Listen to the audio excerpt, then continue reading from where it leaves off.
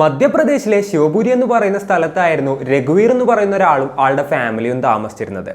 ആൾക്ക് ഏകദേശം ഒരു 50-55 വയസ്സ് പ്രായം ഉണ്ടായിരുന്നു കേട്ടോ. ആളുടെ വൈഫിന്റെ പേര് അനിത എന്നായിരുന്നു, കാവ്യ എന്നായിരുന്നു ആളുടെ മകളുടെ പേര്. മകൾക്ക് ഏകദേശം 20 വയസ്സായിരുന്നു പ്രായം. ഇവരുടെ ഒരു ഫാമിലിയുടെ കാര്യം പറയുകയാണെന്നുണ്ടെങ്കിൽ അത്ര വലിയ റിച്ച് ആയിട്ടുള്ള ഒരു ഫാമിലി ഒന്നുമല്ല.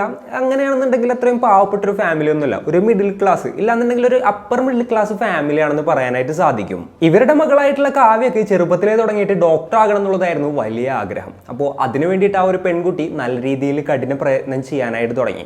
അങ്ങനെ സ്കൂളിലും കാര്യങ്ങളിലൊക്കെ അത്യാവശ്യം നല്ല മാർക്ക് വാങ്ങി +2-ലെത്തി. അപ്പോൾ +2-ൻ്റെ ഒപ്പം നീറ്റ് പരീക്ഷ എഴുതാനായിട്ട് തീരുമാനിക്കുകയാണ്.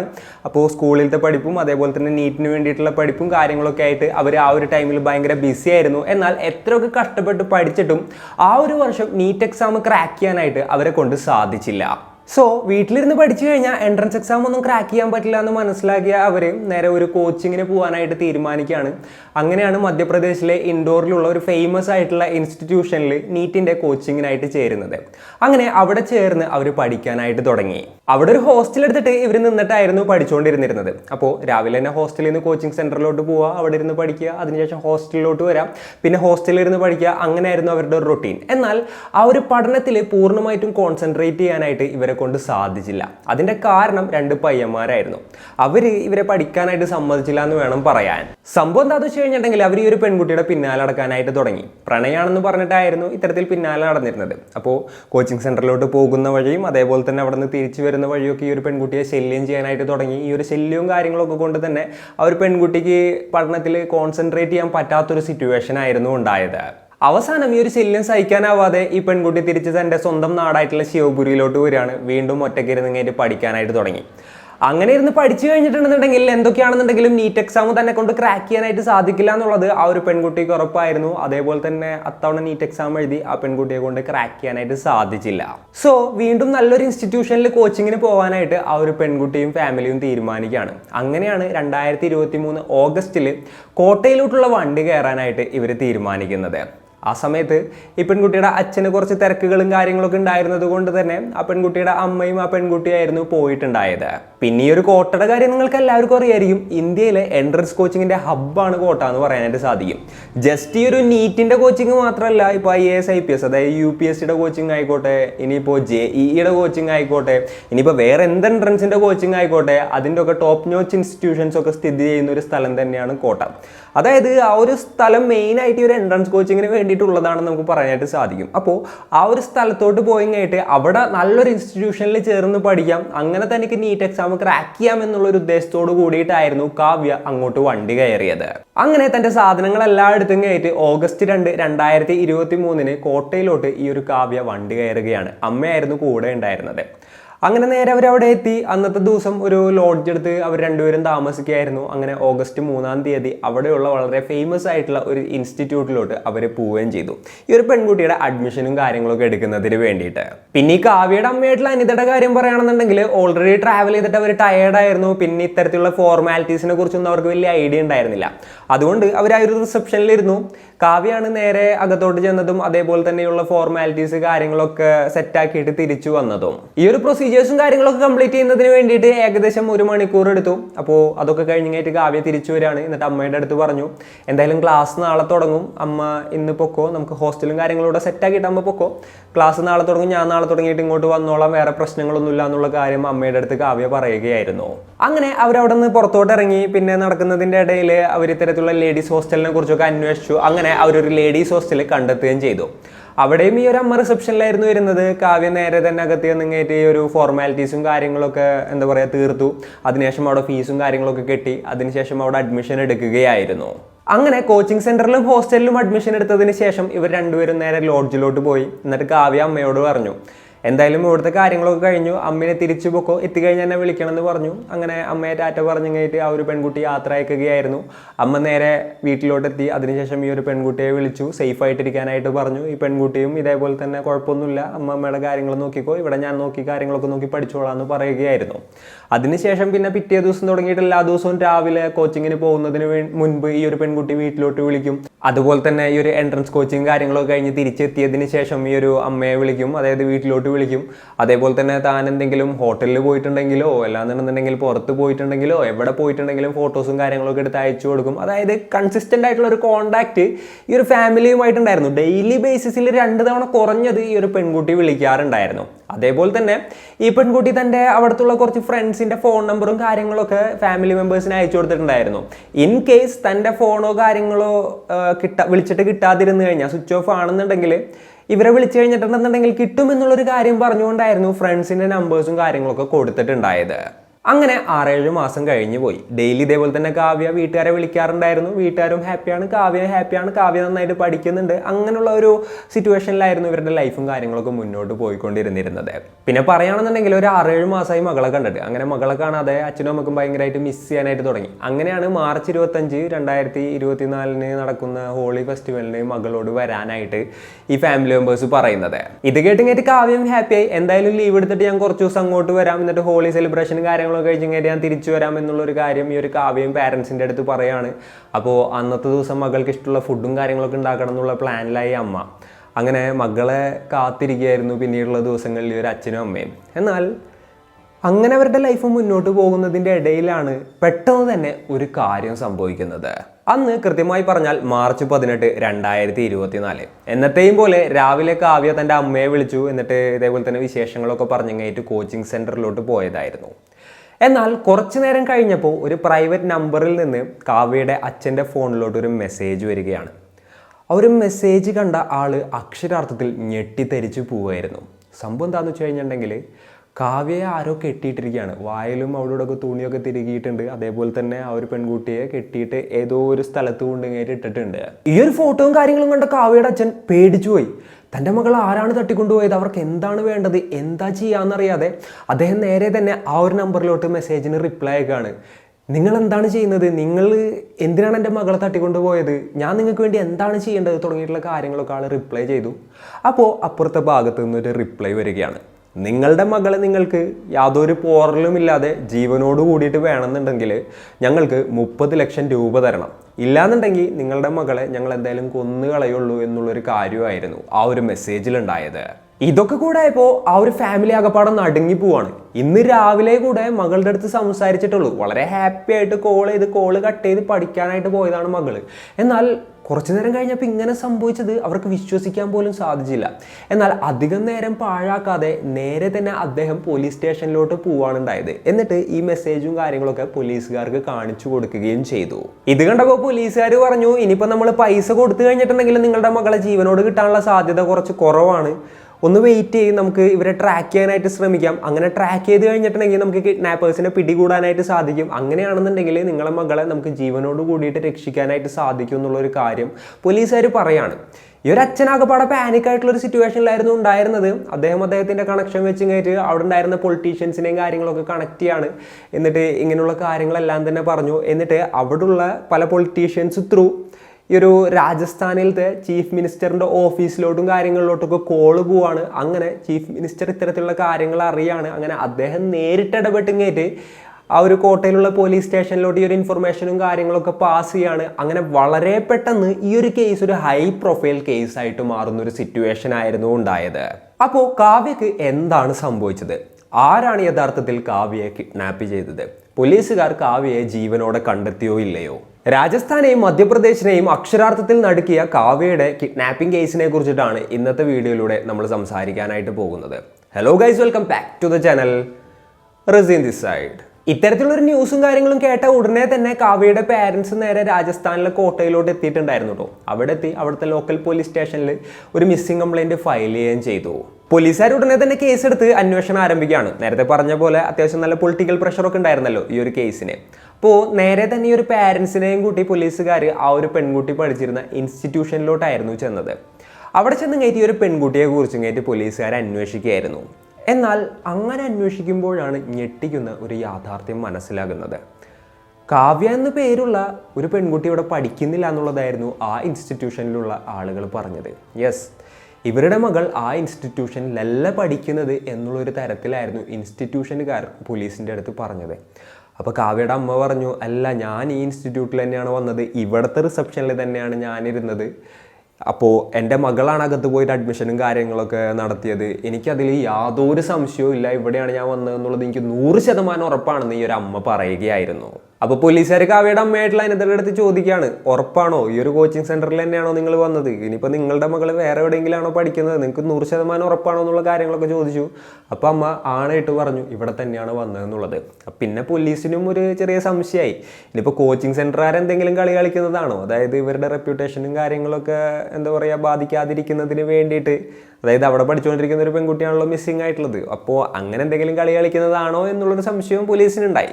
അങ്ങനെ അടുത്തതായിട്ട് പോലീസുകാർ നിങ്ങളുടെ മകൾ എവിടെയാണ് സ്റ്റേ ചെയ്യുന്നത് എന്നുള്ളത് ചോദിച്ചു. അപ്പോൾ അമ്മ നേരെ ആ ഒരു പെൺകുട്ടി നിന്നിരുന്ന ഹോസ്റ്റലിലോട്ട് പോലീസിനെയും കൊണ്ട് പോവാണ്. അവിടെ എത്തിയിട്ട് അവിടുത്തെ വാർഡൻ്റെ അടുത്ത് സംസാരിച്ചപ്പോഴാണ് വീണ്ടും ഈ ഒരു ഷോക്കിംഗ് ആയിട്ടുള്ള ന്യൂസ് പോലീസുകാർക്ക് മനസ്സിലാക്കാനായിട്ട് സാധിക്കുന്നത്. അവിടെ കാവ്യ എന്ന് പറയുന്ന ഒരു പെൺകുട്ടി താമസിച്ച് പഠിക്കുന്നുണ്ടായിരുന്നില്ല. അപ്പോൾ അമ്മ വീണ്ടും പറഞ്ഞു, ഇവിടുത്തെ റിസപ്ഷനിൽ തന്നെയാണ് ഞാനിരുന്നത്, ഇവിടെയും എന്താ പറയുക മകൾ ഇതേപോലെ തന്നെ പോയി ഒരു അഡ്മിഷൻ എടുത്തിട്ടുണ്ടായിരുന്നു, ഇത് ഞാൻ എൻ്റെ കണ്ണുകൊണ്ട് കണ്ടാണ് ഞാനിവിടെ ഉണ്ടായിരുന്നതാണ്, എനിക്ക് അറിയില്ല എന്താണ് സംഭവിക്കുന്നത് എന്നുള്ളത്, ഇവരൊക്കെ എന്താണ് ഇങ്ങനെ പറയുന്നത് എന്നുള്ളത് എനിക്ക് മനസ്സിലാകുന്നില്ല എന്നുള്ള ഒരു തരത്തിലായിരുന്നു അമ്മ പറഞ്ഞത്. സത്യത്തിൽ അമ്മ അകപ്പാടവല്ലാത്തൊരു സിറ്റുവേഷനിലോട്ട് എത്തുകയാണ്. അച്ഛനാണെന്നുണ്ടെങ്കിൽ ഒന്നും മനസ്സിലാവുന്നില്ല. പോലീസുകാർ നോക്കുമ്പോൾ ഇവരിനിപ്പോൾ ഇവരുടെ മകളെ കാണാതെ എന്നുള്ള സത്യം തന്നെ പറയുകയാണോ, ഇനിയിപ്പോൾ എന്തെങ്കിലും ഡ്രാമ കളിക്കുകയാണോ, ഒന്നും മനസ്സിലാവാത്തൊരു സിറ്റുവേഷൻ ആയിരുന്നു ഉണ്ടായിരുന്നത്. അടുത്തതായിട്ട് പോലീസുകാർ ഇവരുടെ അടുത്ത് ചോദിച്ചു, നിങ്ങളുടെ കയ്യിൽ വല്ല റെസീറ്റോ കാര്യങ്ങളോ ഉണ്ടോ, അതായത് കോച്ചിങ് സെൻറ്ററിൽ നിന്ന് ഫീസ് അടച്ചതിൻ്റെ വല്ല റെസീറ്റോ, അല്ലാന്നുണ്ടെങ്കിൽ ഇവിടെ ഇപ്പോൾ ഹോസ്റ്റലിലത്തെ ഫീസ് അടച്ചതിൻ്റെ വല്ല റെസീറ്റോ, അങ്ങനെ എന്തെങ്കിലും തെളിവുണ്ടോ എന്നുള്ളത് പോലീസുകാർ ചോദിക്കുകയാണ്. അപ്പോൾ കാവ്യയുടെ അമ്മ പറഞ്ഞു, ഇല്ല, എല്ലാം തന്നെ മകളുടെ കയ്യിലായിരുന്നു ഉണ്ടായിരുന്നത്, ഞാനൊന്നും വാങ്ങിയിട്ടുണ്ടായിരുന്നില്ല, ഒക്കെ അവളുടെ കയ്യിലാണ് ഉണ്ടായിരുന്നത് എന്നുള്ളതായിരുന്നു ഈ ഒരു അമ്മ പോലീസിൻ്റെ അടുത്ത് പറഞ്ഞത്. പിന്നെ എന്തെങ്കിലും ഒരു തെളിവുണ്ടോ എന്നുള്ളൊരു കാര്യം പോലീസുകാർ ആവർത്തിച്ച് ചോദിച്ചപ്പോഴാണ് അവർക്കൊരു കാര്യം ഓർമ്മ വരുന്നത്. ഈ പെൺകുട്ടിയുടെ അറ്റൻഡൻസും അതേപോലെ തന്നെ മാർക്കിൻ്റെ ഡീറ്റെയിൽസും ഒക്കെ എല്ലാ മാസാവസാനവും ഇതേപോലെ തന്നെ ഒരു മെസ്സേജായിട്ട് ആ ഒരു പെൺകുട്ടിയുടെ അച്ഛൻ്റെ നമ്പറിലോട്ട് വരാറുണ്ടായിരുന്നു. അതായത് ടെസ്റ്റുകളിൽ എത്ര സ്കോർ ചെയ്തു, അവിടുത്തെ ലീഡർ ബോർഡിലുള്ള റാങ്ക് എങ്ങനെയാണ്, പിന്നെ എത്ര അറ്റൻഡൻസ് ഉണ്ടായിരുന്നു തുടങ്ങിയിട്ടുള്ള ഡീറ്റെയിൽസ് എല്ലാം കൂടെ ഒന്ന് ഇതാക്കിയിട്ട് അച്ഛൻ്റെ ഫോണിലോട്ട് വരാറുണ്ടായിരുന്നു. അങ്ങനെ ആ ഒരു മെസ്സേജ് ഇതേപോലെ തന്നെ പോലീസിന് കാണിച്ചു കൊടുക്കുകയാണ്. ഈ ഒരു മെസ്സേജും കൊണ്ട് നേരെ ആ ഒരു കോച്ചിങ് ഇൻസ്റ്റിറ്റ്യൂഷനിലോട്ട് പോലീസുകാർ ചെല്ലുകയാണ്. എന്നിട്ട് ഈ ഒരു മെസ്സേജ് നിങ്ങളാണോ അയച്ചതെന്നുള്ളത് ചോദിക്കുകയാണ്. അവർ നോക്കിയപ്പോൾ അതൊരു പ്രൈവറ്റ് നമ്പറിൽ നിന്നായിരുന്നു അയച്ചിട്ടുണ്ടായിരുന്നത്. ആ കോച്ചിങ് സെൻറ്ററുകാർ പറഞ്ഞു, ഞങ്ങൾ ഒരിക്കലും ഇതേപോലെ പ്രൈവറ്റ് നമ്പറിൽ നിന്ന് ഒരു മെസ്സേജും കാര്യങ്ങളൊന്നും അയക്കില്ല, ഞങ്ങൾക്ക് ഞങ്ങളുടെ ഒഫീഷ്യലായിട്ടുള്ള നമ്പേഴ്സും കാര്യങ്ങളൊക്കെ ഉണ്ട്, അതിൻ്റെ ഉള്ളിൽ നിന്ന് ഓട്ടോമേറ്റഡ് ആയിട്ടായിരിക്കും പാരൻസിനൊക്കെ മെസ്സേജ് പോവുക, ഇത് ഞങ്ങളുടെ ഇവിടെ നിന്ന് വന്ന മെസ്സേജ് അല്ല എന്നുള്ളൊരു കാര്യം അവർ പറയുകയായിരുന്നു. ഇത്രയൊക്കെ ആയപ്പോൾ പോലീസിന് ആ ഒരു പെൺകുട്ടിയുടെ മേൽ സംശയം വരികയാണ്. ഇനിയിപ്പോൾ കാവ്യ എന്തെങ്കിലും ഡ്രാമ കളിക്കണതാണോ എന്നുള്ളതായി പോലീസിൻ്റെ സംശയം. ഇല്ലാന്നുണ്ടെങ്കിൽ ഇതേപോലെ തന്നെ കാവ്യ ആരെങ്കിലും പ്രണയിച്ചിട്ട് ഇവിടെ കോച്ചിങ്ങിന് വന്നേക്കാണെന്ന് പറഞ്ഞു കഴിഞ്ഞിട്ട് അവരുടെ കൂടെ പോയി അതിനുശേഷം ആ ഒരു പെൺകുട്ടി ആരെങ്കിലും ട്രാപ്പ് ചെയ്തതാണോ, എന്നിട്ടിങ്ങനെ പൈസ തട്ടുന്നതിന് വേണ്ടിയിട്ട് അങ്ങനെയുള്ള വല്ല റാക്കറ്റിൻ്റെ കയ്യിൽ പെട്ടതാണോ, അങ്ങനെ പല ആംഗിളിൽ പോലീസിന് സംശയം തോന്നുകയാണ്. അപ്പോൾ അതൊക്കെ നോക്കുന്നതിന് വേണ്ടിയിട്ട് പോലീസുകാർ എന്താ ചെയ്തതെന്ന് വെച്ച് കഴിഞ്ഞിട്ടുണ്ടെങ്കിൽ കാവ്യയുടെ നമ്പർ അതേപോലെ തന്നെ കാവ്യ ഫ്രണ്ട്സിൻ്റെ എന്ന് പറഞ്ഞു കഴിഞ്ഞിട്ട് കൊടുത്തിട്ടുണ്ടായിരുന്നില്ലേ, ആ നമ്പേഴ്സ് അതേപോലുള്ള എല്ലാ നമ്പേഴ്സും നേരെ കൺട്രോൾ റൂമിലോട്ട് അയച്ചു കഴിഞ്ഞിട്ട് ഇതേപോലെ തന്നെ ചെക്ക് ചെയ്യാണ്. പോലീസുകാർ ചെക്ക് ചെയ്തപ്പോൾ അവർ സംശയിച്ചതുപോലെ തന്നെയുള്ള കാര്യങ്ങളായിരുന്നു നടന്നത്. അതായത് അന്നത്തെ ദിവസം അമ്മയുമായിട്ട് ഓഗസ്റ്റ് 2-ാം തീയതി കാവ്യ ഈ ഒരു കോട്ടയിലോട്ട് വന്നിട്ടുണ്ടായിരുന്നില്ലേ, അമ്മ പോയതിൻ്റെ പിന്നാലെ കാവ്യ നേരെ ഇൻഡോറിലോട്ട് പോയിട്ടുണ്ടായിരുന്നു എന്നുള്ളതായിരുന്നു ഫോൺ സിഗ്നൽ നോക്കിയപ്പോൾ പോലീസിന് മനസ്സിലാക്കാനായിട്ട് സാധിച്ചത്. അതേപോലെ തന്നെ കാവ്യ കോച്ചിങ്ങിന് പഠിക്കുന്ന ഫ്രണ്ട്സിൻ്റെ എന്ന് പറഞ്ഞിട്ട് കൊടുത്തിട്ടുള്ള നമ്പേഴ്സൊക്കെ ഉണ്ടായിരുന്നില്ലേ, ഈ നമ്പേഴ്സ് മുഴുവൻ ഇൻഡോറിലായിരുന്നു ലൊക്കേഷനും കാര്യങ്ങളും കാണിച്ചിട്ടുണ്ടായത്. പിന്നെ അതിനുശേഷം കാവ്യയുടെ നമ്പറും കാര്യങ്ങളൊക്കെ ട്രേസ് ചെയ്ത് നോക്കിയപ്പോൾ പിന്നെ ഉണ്ടായിരുന്ന ലൊക്കേഷൻസ്, അതായത് ലാസ്റ്റ് നോൺ ആയിട്ടുള്ള ലൊക്കേഷൻസ് കാണിച്ചിരുന്നത് എവിടേക്കാണെന്ന് വെച്ച് കഴിഞ്ഞാൽ ഒന്ന് പഞ്ചാബിലും പിന്നെ ജയ്പൂരിലൊക്കെ ആയിരുന്നു. അപ്പോൾ ഇവർ ട്രാവൽ ചെയ്തുകൊണ്ടിരിക്കുകയാണെന്നുള്ളൊരു കാര്യം പോലീസിന് മനസ്സിലാവുകയാണ്. അങ്ങനെ ഈ കേസ് അന്വേഷിച്ചുകൊണ്ടിരുന്നിരുന്ന രാജസ്ഥാൻ പോലീസ് ഒരു ടീമിനെ നേരെ ഇൻഡോറിലോട്ട് അയക്കുകയാണ്. അവിടെ എന്തൊക്കെയാണ് നടന്നിരുന്നതെന്ന് മനസ്സിലാക്കുന്നതിന് വേണ്ടിയിട്ട്. അപ്പോൾ ഫ്രീക്വൻ്റ് ആയിട്ട് കാവ്യ ആരോടൊക്കെ ആയിരുന്നു സംസാരിച്ചിരുന്നത്, അതേപോലെ തന്നെ ആ ഒരു സെയിം ഏരിയയിൽ ഏതൊക്കെ നമ്പേഴ്സ് ആയിരുന്നു കൺസിസ്റ്റൻ്റ് ആയിട്ട് ആക്റ്റീവ് ആയിട്ടുണ്ടായിരുന്നത് തുടങ്ങിയിട്ടുള്ള എല്ലാ ഡീറ്റെയിൽസും പോലീസുകാർ എടുക്കുകയാണ്. അങ്ങനെ നോക്കുമ്പോഴാണ് ആ ഒരു നമ്പറിൻ്റെ കൂടെ വേറെയും 2 നമ്പേഴ്സ് സ്ഥിരമായിട്ട് ആക്റ്റീവ് ആയിട്ടുണ്ടായിരുന്നതും അതേപോലെ തന്നെ ആ 3 നമ്പേഴ്സും മെജോറിറ്റി ടൈമിൽ ഒരുമിച്ചായിരുന്നു ട്രാവൽ ചെയ്യുന്നുണ്ടായിരുന്നത് തുടങ്ങിയിട്ടുള്ള കാര്യങ്ങളെല്ലാം തന്നെ പോലീസിന് മനസ്സിലാവുന്നത്. അതായത് കഴിഞ്ഞൊരു 6-7 മാസത്തെ ഹിസ്റ്ററി എടുത്ത് നോക്കിയപ്പോൾ അപ്പോൾ അത് ആരുടെ നമ്പേഴ്സ് ആണെന്ന് നോക്കിയപ്പോൾ 2 പയ്യന്മാരുടെ നമ്പറായിരുന്നു. അപ്പോഴത്തേനും ഇൻഡോറോട്ട് ഈ ഒരു രാജസ്ഥാൻ പോലീസിന്റെ ടീം എത്തിയിട്ടുണ്ടായിരുന്നു. അതേപോലെ തന്നെ ഇൻഡോർ പോലീസിന്റെ ഹെൽപ്പോട് കൂടിയിട്ട് അവർ നേരെ തന്നെ അവരുടെ ലൊക്കേഷൻ കാണിച്ചിരുന്ന ആ ഒരു സ്ഥലത്തോട്ട് ചെല്ലുകയായിരുന്നു. അപ്പോൾ അവിടെ ഒരു അപ്പാർട്ട്മെന്റ് കോംപ്ലക്സ് ആയിരുന്നു ഉണ്ടായിരുന്നത്. അപ്പോൾ ഈ പെൺകുട്ടിയുടെ മറ്റും ഫോട്ടോസൊക്കെ കാണിച്ചിട്ടുള്ള ആളുകളുടെ അടുത്തൊക്കെ ക്വസ്റ്റ്യൻ ചെയ്തപ്പോൾ അവർ പറഞ്ഞൊരു കാര്യം എന്താണെന്ന് വെച്ച് കഴിഞ്ഞിട്ടുണ്ടെങ്കിൽ ഒരു 10-15 ദിവസം മുൻപ് വരെ ഇവരെല്ലാവരും ഇവിടെ ഉണ്ടായിരുന്നു. ഒരു പെൺകുട്ടിയായിരുന്നു മെയിനായിട്ട് അവിടെ ഉണ്ടായിരുന്നത്, പിന്നെ 2 പയ്യന്മാരും ഉണ്ടായിരുന്നു, പിന്നെയും വേറെ പിള്ളേരൊക്കെ വരവും പോക്കൊക്കെ ഉണ്ടായിരുന്നു. അപ്പോൾ ആ ഒരു അപ്പാർട്ട്മെന്റിലായിരുന്നു അവർ നിന്നിട്ടുണ്ടായിരുന്നത്. കഴിഞ്ഞൊരു 5-6 മാസമായിട്ട് അവർ അവിടെ തന്നെ ഉണ്ട്. പിന്നെ അതെ നേരത്തെ പറഞ്ഞ പോലെ തന്നെ ഒരു 15 ദിവസത്തിന് മുൻപ് അവരവിടെ നിന്ന് വെക്കേറ്റ് ചെയ്ത് പോയി തുടങ്ങിയിട്ടുള്ള ഡീറ്റെയിൽസ് എല്ലാം തന്നെ പോലീസിന് മനസ്സിലാവുകയായിരുന്നു. അങ്ങനെ പോലീസുകാർ ആ ഒരു 3 നമ്പറിന്റെയും പിന്നാലെ പോവാണ്. അപ്പോൾ അതിൽ ഒരു പയ്യനെ പോലീസിന് കിട്ടി. ആ ഒരു പയ്യനെ നല്ല രീതിയിൽ പോലീസുകാരെ ക്വസ്റ്റ്യൻ ചെയ്തു. അപ്പോൾ ആ പയ്യൻ പറഞ്ഞ മറുപടിയും കാര്യങ്ങളൊന്നും പോലീസിന് അത്രയും തൃപ്തിയായില്ല. അങ്ങനെ ആ ഒരു പയ്യനെ കസ്റ്റഡിയിൽ വെച്ചുകൊണ്ട് തന്നെ ബാക്കിയുള്ള ഈ പയ്യന് വേണ്ടിയിട്ടും അതേപോലെ തന്നെ കാവ്യക്ക് വേണ്ടിയിട്ടുള്ള തിരച്ചിൽ പോലീസുകാർ കുറച്ചുകൂടെ ഊർജിതമാക്കുകയാണ്. എന്നാൽ പോലീസുകാരെ അവരെ ട്രേസ് ചെയ്യാൻ നോക്കിയിട്ട് പോലീസിനെ കൊണ്ട് സാധിച്ചില്ല. കാരണം പിന്നീട് അവരെ ഫോൺ സിഗ്നലും കാര്യങ്ങളൊന്നും ഓൺ ആയില്ല. അവർ കണ്ടിന്യൂസ് ആയിട്ട് ട്രാവൽ ചെയ്തുകൊണ്ടിരിക്കുകയായിരിക്കും എന്നുള്ളൊരു അസംഷനിലോട്ടാണ് പോലീസ് എത്തിയത്. അങ്ങനെ കുറച്ച് ദിവസങ്ങൾ കഴിഞ്ഞു. അതായത് ഈ ഒരു പെൺകുട്ടിയെ കാണാതായിട്ട് ഏകദേശം ഒരു 15 ദിവസം കഴിഞ്ഞപ്പോൾ ഈ പെൺകുട്ടിയുടെ അച്ഛൻ്റെ ഫോണിലോട്ട് ഒരു മെസ്സേജ് വരികയാണ്. അച്ഛാ, എനിക്ക് തെറ്റുപറ്റി, ഞാൻ ചെയ്തതൊക്കെ തെറ്റായി പോയി, ഞാൻ എൻ്റെ ജീവിതം നശിപ്പിച്ചു, ഞാൻ എൻ്റെ ജീവിതം അവസാനിപ്പിക്കാനായിട്ട് നോക്കുകയാണ് എന്നുള്ളൊരു തരത്തിലുള്ളൊരു മെസ്സേജ് ആയിരുന്നു അത്. ഈ ഒരു മെസ്സേജ് കണ്ട് ഷോക്കായ അച്ഛൻ നേരെ തന്നെ ആ ഒരു മെസ്സേജും കൊണ്ട് പോലീസിൻ്റെ അടുത്തോട്ട് പോവുമായിരുന്നു ഉണ്ടായത്. ഈ ഒരു മെസ്സേജ് കണ്ടപ്പോൾ കാവ്യയുടെ ഇൻവോൾവ്മെൻറ്റ് ഇതിലുണ്ട് എന്നുള്ളത് 100% പോലീസിന് ഉറപ്പായി. അങ്ങനെ പോലീസുകാർ നേരെ തന്നെ ആ ഒരു മെസ്സേജ് എവിടെ നിന്നാണ് വന്നതെന്നുള്ളത് ട്രാക്ക് ചെയ്യാണ്. ഇൻഡോറിൽ നിന്ന് കുറച്ച് മാറിയിട്ടുള്ള ചെറിയൊരു നഗരത്തിലുള്ള ഒരു അപ്പാർട്ട്മെൻറ്റിൽ നിന്നാണ് അത് വന്നതെന്നുള്ളത് പോലീസിന് മനസ്സിലാവുകയാണ്. നേരെ പോലീസ് ടീം അങ്ങോട്ട് എത്തുകയായിരുന്നു. ഡോർ നോക്ക് ചെയ്തപ്പോൾ ഒരു പയ്യനായിരുന്നു വന്ന് ഡോർ തുറന്നത്. അങ്ങനെ പോലീസുകാർ അകത്ത് കയറി നോക്കിയപ്പോൾ അവിടെ ഈ ഒരു കാവ്യ ഉണ്ടായിരുന്നു. കാവ്യക്ക് ഒരു പോറൽ പോലും ഏറ്റിട്ടുണ്ടായിരുന്നില്ല. വളരെ എന്താ പറയുക, നല്ല രീതിയിൽ തന്നെയായിരുന്നു കാവ്യ അവിടെ ഉണ്ടായിരുന്നത്. ആ ഒരു പയ്യൻ വേറെ ആരും ആയിരുന്നില്ല, കാവ്യയുടെ ബോയ് ഫ്രണ്ട് ആയിരുന്നു. ഹർഷിത് എന്നായിരുന്നു ആ ഒരു പയ്യന്റെ പേര്. അപ്പോൾ ഇവരൊക്കെ കസ്റ്റഡിയിലെടുത്തു. പിന്നീടുള്ള ഡീറ്റെയിൽ ആയിട്ടുള്ള ക്വസ്റ്റ്യൻ ചെയ്യലിലാണ് പോലീസിന് എന്താണ് യഥാർത്ഥത്തിൽ സംഭവിച്ചത് എന്നുള്ളതിനെ കുറിച്ച് ഇങ്ങോട്ട് വ്യക്തമായിട്ടുള്ള ഒരു ധാരണ ലഭിക്കുന്നത്. ഈ ഒരു കാവ്യയുടെ കാര്യം പറയുകയാണെന്നുണ്ടെങ്കിൽ കഴിഞ്ഞ 2-3 വർഷമായിട്ട് നീറ്റ് എക്സാം ഇങ്ങനെ ട്രൈ ചെയ്തുകൊണ്ടേയിരിക്കുകയായിരുന്നു. എത്രയൊക്കെ കഷ്ടപ്പെട്ട് തലകുത്തി നിന്ന് പഠിച്ചിട്ടും ആ ഒരു എക്സാം ക്രാക്ക് ചെയ്യാനായിട്ട് കാവ്യയെ കൊണ്ട് സാധിക്കുന്നുണ്ടായിരുന്നില്ല. എത്രയൊക്കെ താൻ തലകുത്തി നിന്ന് പഠിച്ചിട്ടുണ്ടെന്നുണ്ടെങ്കിലും തന്നെ കൊണ്ട് ഈ ഒരു എക്സാം ക്രാക്ക് ചെയ്യാൻ പറ്റില്ല എന്നുള്ളത് കാവ്യ മനസ്സിലാക്കുകയാണ്. അങ്ങനെ എങ്ങനെ ഡോക്ടർ ആവാന്നുള്ളതിനെ കുറിച്ചായി കാവ്യയുടെ അന്വേഷണം. അപ്പോഴാണ് ഇവർക്ക് ഒരു ഐഡിയ വരുന്നത്. അങ്ങനെയാണ് കാവ്യയുടെ ബോയ് ഫ്രണ്ട് ആയിട്ടുള്ള ഹർഷിതും അവരുടെ ഫ്രണ്ട്സും എല്ലാവരും കൂടിയിട്ട് ഈ ഒരു കാര്യത്തിനെ കുറിച്ച് ഇങ്ങനെ ചർച്ച ചെയ്യുന്നത്. സംഭവം എന്താണെന്ന് വെച്ച് കഴിഞ്ഞിട്ടുണ്ടെന്നുണ്ടെങ്കിൽ ഇന്ത്യയിൽ നിന്ന് റഷ്യയിലോ അല്ലാന്നുണ്ടെങ്കിൽ ഉക്രൈനിലോ ഒക്കെ പോയിട്ട് MBBS പഠിക്കാന്നുണ്ടെങ്കിൽ വലിയ ചിലവില്ല. അതായത് 10-30 ലക്ഷം രൂപ ഉണ്ടെന്നുണ്ടെങ്കിൽ അവിടെ പോയി ഇങ്ങനെ പഠിക്കാനായിട്ട് സാധിക്കും. ഇപ്പോൾ കാവ്യയുടെ അച്ഛൻ്റെ കാര്യം പറയുകയാണെന്നുണ്ടെങ്കിൽ ഓൾറെഡി പ്രോപ്പർട്ടിയും കാര്യങ്ങളൊക്കെ വിറ്റിംഗ് ആയിട്ട് കുറേ ഫണ്ടും കാര്യങ്ങളൊക്കെ ആളുടെ കയ്യിലുണ്ട്. ആ ഒരു ഫണ്ട് വെച്ചിട്ടാണ് തന്നെ പഠിപ്പിക്കുന്നതും അതേപോലെ കാര്യങ്ങളൊക്കെ നോക്കുന്നതും. അപ്പോൾ താൻ കിഡ്നാപ്പ് ചെയ്യപ്പെട്ടു എന്ന് പറഞ്ഞു കഴിഞ്ഞിട്ടുണ്ടെന്നുണ്ടെങ്കിൽ ഒരു 30 ലക്ഷം രൂപ അച്ഛൻ തരും. അപ്പോൾ ആ ഒരു ഫണ്ട് ഉപയോഗിച്ചിങ്ങായിട്ട് വല്ല റഷ്യയിലോ ഉക്രൈനിലോ എങ്ങാനും പോയിങ്ങായിട്ട് MBBS കഴിഞ്ഞിങ്ങായിട്ട് തിരിച്ചു വരാം എന്നുള്ളതായിരുന്നു ആ ഒരു പെൺകുട്ടിയുടെ പ്ലാൻ. പിന്നെ ഇങ്ങനെ ഒരു കിഡ്നാപ്പിംഗ് ഡ്രാമ കളിച്ച് കഴിഞ്ഞിട്ടുണ്ടെന്നുണ്ടെങ്കിൽ പെട്ടെന്നുകൊണ്ട് തന്നെ ഈ ഒരു കാവ്യയുടെ അച്ഛൻ പോലീസിൽ പോകാനായിട്ടുള്ള ഒരു സാധ്യത ഇല്ല എന്നുള്ളതായിരുന്നു കാവ്യ കരുതിയത്. കാരണം ഇങ്ങനെയുള്ള കേസുകളിൽ മെജോറിറ്റി കേസുകളിലും ഈ വിക്ടിമ് മരിക്കാനുള്ള സാധ്യതയുണ്ട്. ഇനിയിപ്പോൾ എന്താ പറയുക, പൈസ കൊടുത്തു കഴിഞ്ഞിട്ടുണ്ടെങ്കിൽ തന്നെ ഇവർ മരിക്കാനുള്ളൊരു സാധ്യതയുണ്ട്. ഇങ്ങനെയുള്ള കുറേ കൺഫ്യൂഷൻസ് ഉള്ളൊരു ഏരിയയാണ് ഈ ഒരു കിഡ്നാപ്പിംഗ് കേസുകൾ. അതുകൊണ്ട് തന്നെ ഇങ്ങനെ വലിയൊരു റിസ്ക് അച്ഛൻ എടുക്കില്ല എന്നുള്ളതായിരുന്നു കാവ്യ അച്ഛനെ കുറിച്ച് ഇങ്ങോട്ട് കരുതിയിട്ടുണ്ടായത്. എന്നാൽ കാവ്യയുടെ അച്ഛൻ നേരെ തന്നെ പോലീസിലോട്ട് പോകുന്നൊരു സിറ്റുവേഷൻ ആയിരുന്നു ഉണ്ടായത്. അങ്ങനെ കറക്റ്റ് എങ്ങനെ ഒരു പ്ലാൻ എക്സിക്യൂട്ട് ചെയ്യാം എന്നുള്ളതിനെ കുറിച്ചായി ഇവരുടെ ഒക്കെ ചിന്ത. അപ്പോഴാണ് അച്ഛൻ ബിസി ആയിട്ടിരിക്കുന്ന സമയത്ത് അമ്മയും കൊണ്ട് കോട്ടയിൽ പോയിട്ട് അഡ്മിഷൻ എടുക്കുക എന്നുള്ളൊരു നാടകം കളിക്കുക എന്നുള്ളൊരു പ്ലാനിലോട്ട് ഇവരെത്തുന്നത്. അതായത് അമ്മയാകുമ്പോൾ നൈസായിട്ട് പറ്റിക്കാം, അമ്മനെ അവിടെ ഇരുത്തിങ്ങായിട്ട് അഡ്മിഷൻ എടുക്കുകയാണെന്നുള്ള കാര്യങ്ങളൊക്കെ പറഞ്ഞിങ്ങായിട്ട് നൈസായിട്ട് അകത്തോട്ടൊക്കെ പോയിങ്ങായിട്ട് കുറച്ച് നേരമൊക്കെ സ്പെൻഡ് ചെയ്തിട്ട് വന്നു കഴിഞ്ഞിട്ടുണ്ടെന്നുണ്ടെങ്കിൽ നമുക്ക് മനസ്സിലാകില്ല എന്നുള്ളത് ഈ ഒരു കാവ്യക്ക് നന്നായിട്ട് അറിയായിരുന്നു. അങ്ങനെയാണ് അമ്മയെ പറ്റിക്കാനായിട്ട് അവർ തീരുമാനിക്കുന്നത്. സോ അച്ഛന് തിരക്കുള്ള കറക്റ്റ് ദിവസം തന്നെ അമ്മയും കൊണ്ട് ഇങ്ങായിട്ട് കോട്ടയിലോട്ട് പോവാണ്. എന്നിട്ട് അഡ്മിഷൻ എടുക്കുകയാണ്, അതാണ് ഇതാണെന്നൊക്കെ പറഞ്ഞിങ്ങായിട്ട് അമ്മയെ അവിടെ ഇരുത്തി. എന്നിട്ട് ആ ഒരു ഇൻസ്റ്റിറ്റ്യൂഷനിൽ പഠിക്കാനുള്ള ഫീസും വീട്ടുകാരുടെ കയ്യിൽ നിന്ന് വാങ്ങി. അതേപോലെ തന്നെ എല്ലാ മാസവും ഈ എന്താ പറയുക ഹോസ്റ്റൽ ഫീസ് എന്നുള്ള രീതിയിൽ വീട്ടിൽ നിന്ന് പൈസ വാങ്ങുന്നുണ്ടായിരുന്നു.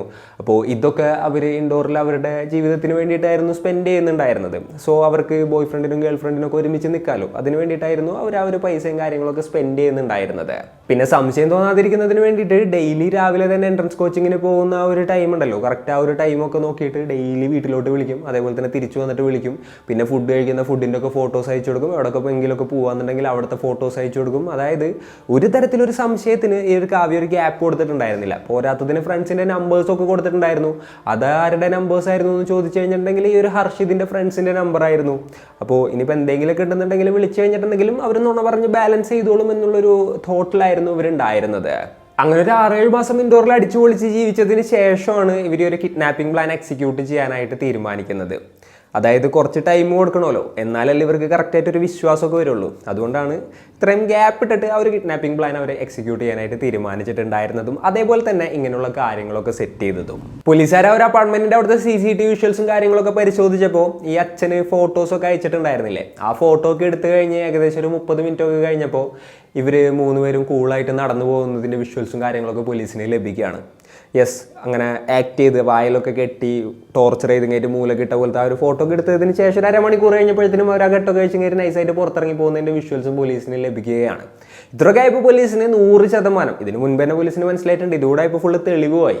എങ്ങനെ വന്നൊരു കേസായിരുന്നു, അതൊരു ഹൈ പ്രൊഫൈൽ കേസായിട്ട് പെട്ടെന്ന് തന്നെ മാറുകയും പിന്നീട് പോലീസുകാർ അന്വേഷിച്ചപ്പോൾ ആ ഒരു പെൺകുട്ടി തന്നെയാണ് തൻ്റെ കിഡ്നാപ്പിംഗ് നാടകമൊക്കെ സെറ്റ് ചെയ്തത് എന്നുള്ളത് പോലീസുകാർ മനസ്സിലാക്കുകയും ചെയ്തൊരു സാഹചര്യമായിരുന്നു ഉണ്ടായിരുന്നത്.